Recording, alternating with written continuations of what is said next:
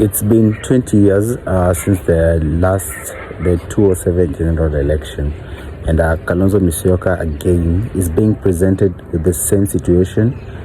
He's in the same situation that he was in 20 years ago, and I'm going to explain you how.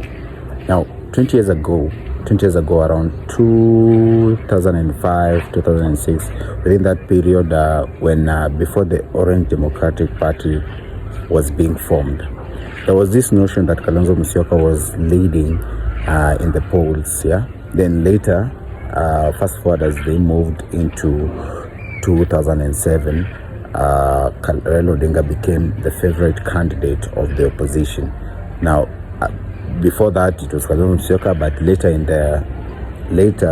in the polls, it became obvious that people wanted Raila Odinga, but Kalonzo Musyoka dismissed this and decided he's going to run by himself. That's when he took away with the ODM Kenya certificate and forced the ODM guys to find ODM party. Now, 20 years later, we have Kalonzo Musyoka in the same situation.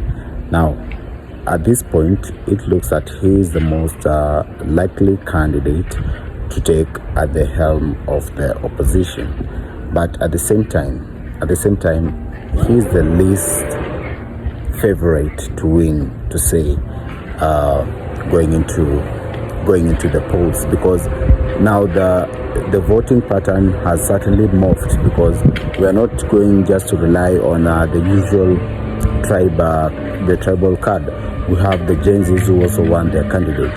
So for Kalonzo Musyoka to win all of these candidates and make at least one of these guys the king or the president, so to say, he has to abandon his ambition of becoming president and decide to pick or to back whoever the Genz will pick. And for that, he will have the support from the Mount Kenya region, from the Genz, and from everyone. So they'll have to come together, but he'll have to sacrifice his ambition to become president. Other than that, I think it's going to be the same situation that we had 20 years ago, because 20 years ago, he was the missing link. Raila Odinga just needed his support and he would have been president. Now, 20 years later,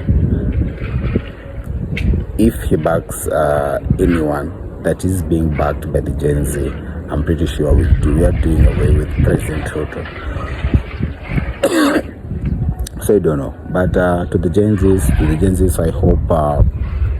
I hope they come to the realization that the only way you can, in case the president goes for another term, the best way you can deal with him is by finding members of parliament who are of your choosing, independent candidates who are of your choosing. So say you're from let's say you're from Mathare area. If you're from Mathare, you identify an independent candidate, vote for him as a Genz, so that when and if the president goes for a second term, you will have no say or no control over parliament, because those will be members of parliament and you'll have a say in whatever direction they pick. I don't know, that's my opinion, and I think that's it. So we'll see you in the next video. Just remember to like and subscribe. We'll see you.